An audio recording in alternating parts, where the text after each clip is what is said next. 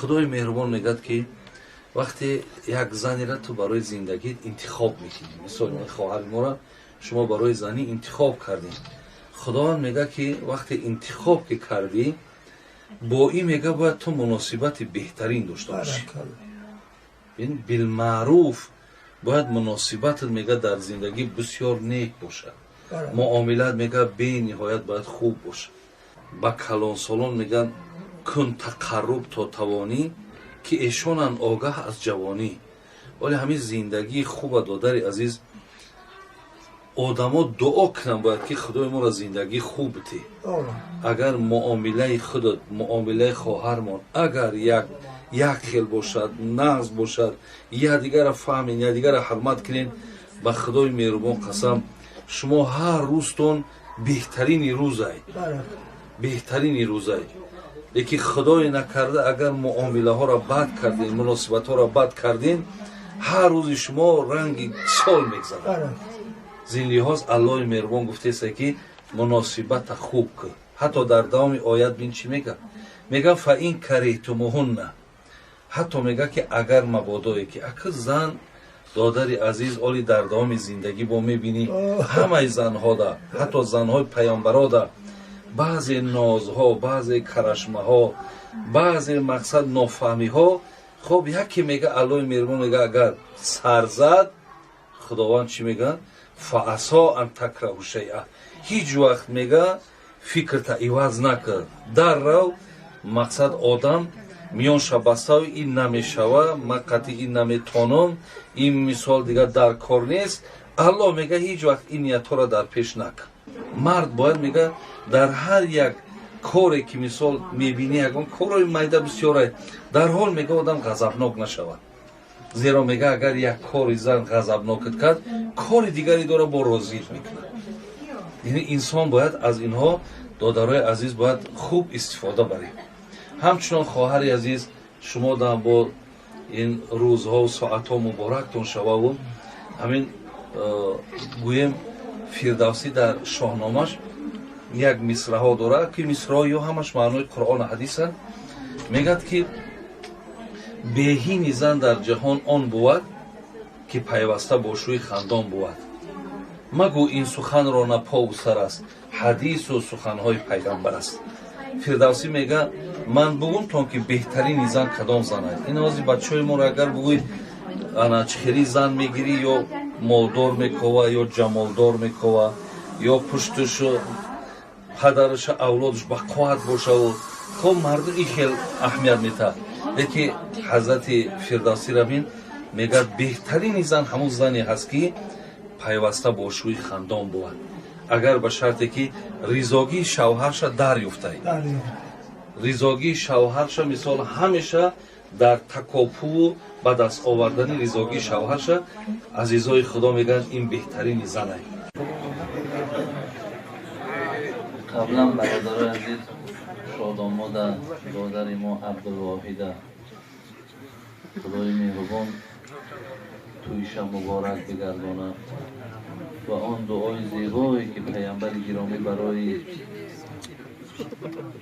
چی بچه های زنگیر و چی خواهرهایی که شوهر میکردن همچون یک هدیه تویانه بارک الله لک و بارک علیک و جمع بینکم فی خیر. الله مهربان جمع داده رو این خواهر ما را جمعی با خیر و با سعادت بگرداند. خداوند از بین اینها فرزندای خوب، فرزندای نیک، فرزندایی که برای پدر و مادر همچون یک صدقه جاری باشند خداوند به وجود بیاره. و اینجا اکثری دادرای ما هم که در این محفل حضور دارند اگر بیزن باشند خدای مهربان صاحب زنهای صالحه و خوبتان بگرداند و خدای مهربان این محفل های خوب خیره نصیب خاندان هر کدام شما هم بگرداند. اللهم ارینا الحق حق وارزقنا اتباعه و ارینا الباطل باطل وارزقنا اجتنابه. آمین یا رب العالمین. بار دیگر مبارک باشد عبدالواحد.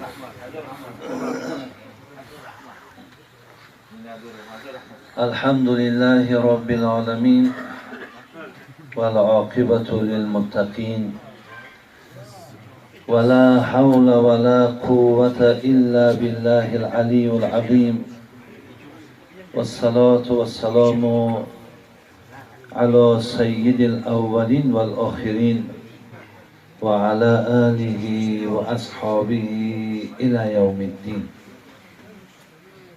السلام علیکم حضور محترم، برادران بسیار عزیز و گرامی. حقیقتاً محفل ما بسیار محفل خیر و محفل بسیار بسیار نیکی هست.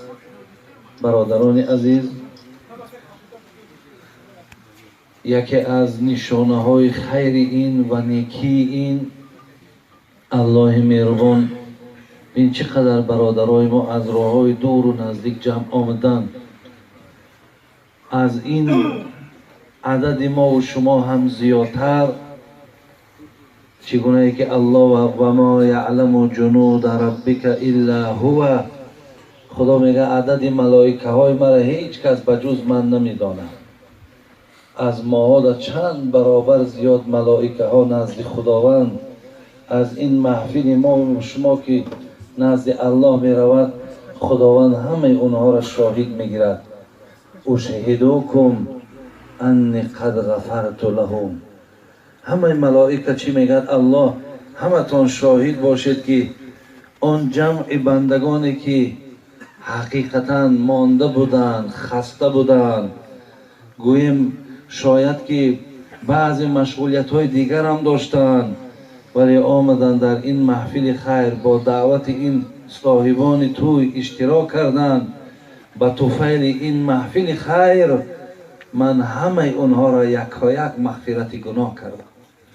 خدای مهربان از این بالاترین هدیه‌اش همه شما را برخوردار بگرداند و در دلهای شما محبت نشستن در این گونه محفل و مجلس بر دوام نگه بدارد. بابای حاجی ایوب و برادرمان معلم شاعر که سببگار این محفل های خیر شدند، خدای مهربان راحت فرزنداتون بینین.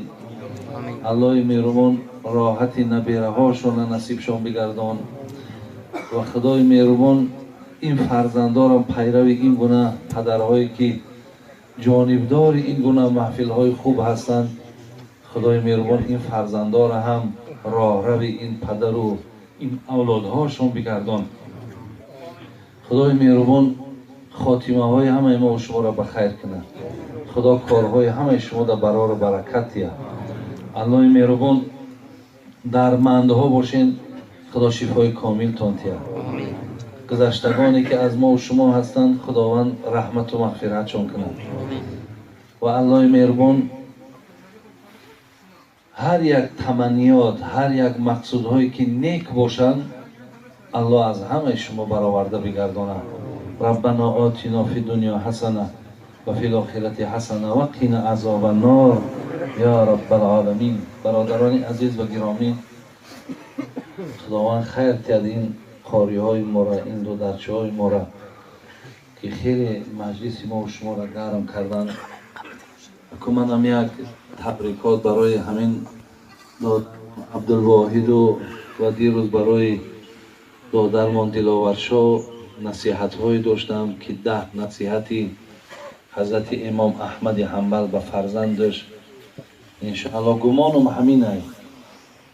گمانم همین است که شیخ سعدی میگفت ما نصیحت به جای خود کردیم، روزگار بدین به سر بردیم. چون نه آید به گوش رغبت کس، بر رسولان پیام باشد و بس. از ما فقط رسانیدن ای برادران عزیز. ما آن نصیحت های بسیار بلنده که امام احمد حنبل به فرزندش کرده بود دیروز برای این دادرای شاه داماد ما کردیم. از خدا امید داریم که اگر پیروی از این گفته عزیزای خدا را در گوشهاشون اگر جای کنند، همون راحت و همون لذت و همون خیری را که این بزرگی خدا گفت، خدا خواه نصیب زندگی شما هم می شود. زین لحاظ بار دیگر از نام خودم، از نام همه شما دادرای عزیز، خاندان این برادران تبریک و تهنیت میگوییم. برادری ما برای خودشون اکای دولت خوجه هم دعای خیر خواستن. خدای مهربان این برادر ما را هم که امروز در این دعاش هم داده بودیم در بین جمع آمد. خداوند انشاءالله یگان خیر خوبی داره که بابای حاجی ایوب در نسبت او دعای خیر طلب دارد. خدای مهربان هر یک گمان ها و نیت های نیکی را که در دل بابای حاجی هست خدا با برادر ما اکیده خوجه هم نصیب گرداند. برادران عزیز، اکنون من برای شما اندک یک نصیحتی را گوشزد میکنم و بعدا خدا خواهد باز چی مصلحتی که اینجا در برادرای ما دوام مجلس چیزی که گویم. من سخنهای بسیار بلند حضرت امیر سید علی حمدانی خدا رحمتشون کنه در شهر کولاب خوابم، خیلی شخصیت خدمت کرده و بسیار نامشان گوییم با آب طلا نویسانده شده. خوش به حالشان که بین از عمرهای اونها هزارها سال گذشته است، در مجلس ما نامی اونها یاد می شود. فردوسی میگه جهان یادگار است و ما رفتنی، زی مردم نماند بجز گفتنی، به نام نکو گر بمیرم رواست، مرا نام باید تن مرگ راست. حقیقتا خوش به حال آن کسانی که از پشتشان نام خیر باقی میماند. ببینید خوش به حال اونها که وقتی که یک کس از دنیا میگذره و میشنوند شاید آبی چشمم کنند یا شاید گویند خداوند رحمتش کند چه آدمی شریف بود، چه آدمی خوب بود. از آن جمله ما عزیزای خدا را بینیم که بعد حیات 1000 سالشان به خاطری که یا از اونها خیلی زیاد باقی مانده است نامی اونها اینجا نام برده می شود. حضرت می گفت نه دیده بود که جستجویش نکند، نه کام و زبان که گفتگویش نکند، هر دل که در او مهر الهی نبود گر پیشی سگ افکنه بویش نکند. حقیقتا برادران عزیز همین دیده ای که